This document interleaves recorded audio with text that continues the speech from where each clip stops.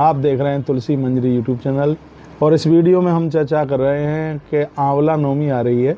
10 तारीख को आंवला नवमी है, कार्तिक का महीना है। तो ये कथा सुने, आंवला का पूजन करें। कौन कौन से दिन आंवले को स्पर्श नहीं किया जाता, सब बातें हम आपको इस ग्रंथ के माध्यम से बताने के लिए जा रहे हैं। तो आप सुन लीजिए। रोगापहम पाप विनाश कृतम सद्बुद्धितम बुद्धमान साधनम मुक्तिर्दानम नहीं कार्तिक वरदाद्भिः विष्णु प्रियादान यद दास्त भूतले। स्वयं भगवान कहते हैं धरती पर मुझे कार्तिक व्रत करने वाले से दूसरा मुझे तो प्रिय लगता नहीं है। कार्तिक का व्रत करने वाले लोग भगवान को इतने प्रिय लगते हैं। भगवान कहते हैं कि इनको छोड़ने का मेरा तो कभी मन ही नहीं करता। यह खुद भगवान के शब्द हैं। तो कार्तिक मास में जो अद्भुत जो महिमा है वो दीपदान की महिमा है, उसमें आंवले के पूजा की भी बहुत बड़ी महिमा है। तो कुछ दिन ऐसे हैं जिस दिन आंवला खाते नहीं, ठीक है। तो कौन कौन से हैं उनका भी वर्णन किया गया है और कहा गया गौ सहस्रम तदताम तदफलम समदावितम गौत नित्यादिकम कुर्व्य दर्शन को कांच।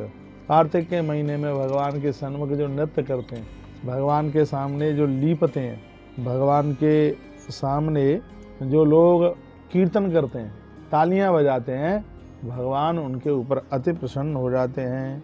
तो वर्णन किया धात्री फलम रभौ तद्वेद वर्ज्ये सर्वदा ग्रही। रविवार के दिन आंवले के वृक्ष को त्याग दिया जाता है, उस दिन इसको बिल्कुल प्रयोग में नहीं लिया जाता, ऐसा कहा गया है। तो धात्री फल के लिए इस दिन को इसको त्याजित किया गया है, ऐसा वर्णन किया गया। रविवार, ये तो आपको भी पता होगा। हाँ, रविवार के दिन कुछ तिथियां भी हैं और इस ग्रंथ में उन तिथियों का नाम भी दिया गया था। हाँ, और इसमें कुछ भी और भी है, और भी तिथियां हैं। क्या क्या है? सप्तमी है, नवमी है, दशमी है, द्वितीया है और अमावस्या है, ये वर्णन किया गया है। इन तिथियों में भी इसको प्रयोग में लिया नहीं जाता है, वर्णन किया गया। तो इन तिथियों को भी इसमें छोड़ा जाता है। तो आप अक्षय नवमी के दिन, अब आप ये कहेंगे तो फिर नवमी को नहीं लिया जाता, तो नवमी को, आंवले की नवमी को कैसे पूजा होगी? तो इतना जरूर ध्यान रखना कि कार्तिक मास में सिद्ध है। कार्तिक मास में तो रविवार के दिन भी आंवले का बंधन होता है, पूजन होता है, प्रदक्षिणा होती है, परिक्रमा होती है, खाया नहीं जाता। हाँ, ठीक है। वो खाया इसलिए नहीं जाता क्योंकि इससे पेट में गैस बन जाएगी, तो इसलिए वर्णन किया गया है। तो आप पूजा पाठ से न चूकें, आप पूजा पाठ अवश्य में जरूर करें। तो ये बातें कुछ विशेष रूप से आपके बीच में निवेदित की गई हैं। बोलो भक्त वत्सल भगवान की जय। वीडियो आगे भेजिए जिससे और भी लोग इससे लाभान्वित हो सकें। तो आंवला नवमी के दिन इसका महात्म्य आप जरूर सुनें।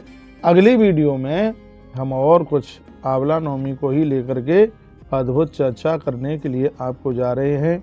तो पुरतो वासुदेवस्य रात्रौ च हरिजागरे पठित विष्णु चरित्राणि यो रंजते वैष्णवान। आंवले की नवमी को जो भगवान का रात को जागरण करते हैं, भगवान विष्णु उनके ऊपर अति प्रसन्न हो जाते हैं। क्योंकि कार्तिक व्रतेन पुण्यम यथोक्ता व्रतकारिणा, कहा गया कि न समर्थो भवेद वक्तुम ब्रह्मा पिए चतुर्मुख। 4 मुंह वाले ब्रह्मा भी इसकी महिमा का वर्णन नहीं कर सकते कि कार्तिक मास की कितनी बड़ी महिमा है। और कार्तिक मास में भी तुलसी, आंवला, पीपल, बरगद, इन वृक्षों का बहुत ज़्यादा महत्व है। तो इसलिए मैं आप सबको कहना चाहूँगा कि इस महीने को ऐसे ही नहीं निकल जाने दीजिएगा। ये आंवला की जो नवमी है, ये तो भैया इसको युगाब्द तिथि कहते हैं इसको। तो अगली वीडियो में भी चर्चा होगी। बहुत बहुत धन्यवाद। वीडियो को आपने सुना, ऐसे हमारे साथ जुड़े रहिए और एक नई अपडेट प्राप्त करते रहिए। आंवले का महात्म जो आपके बीच में रखा हुआ है, धात्री फल कृताहारो नरो नारायणो भवेत या कचित वैष्णवो लोके धत्ते धात्री फलम ग्रहे। कहा गया है कि जो आंवले के वृक्ष से स्नेह प्रेम पूजा का भाव रखते हैं, उसका पूजन करते हैं, तो निश्चित रूप से वह भगवान के धाम को ही प्रस्थान करते हैं। इसमें कोई किसी भी प्रकार की संशय वाली बात नहीं है। जय जय श्री राधे श्याम।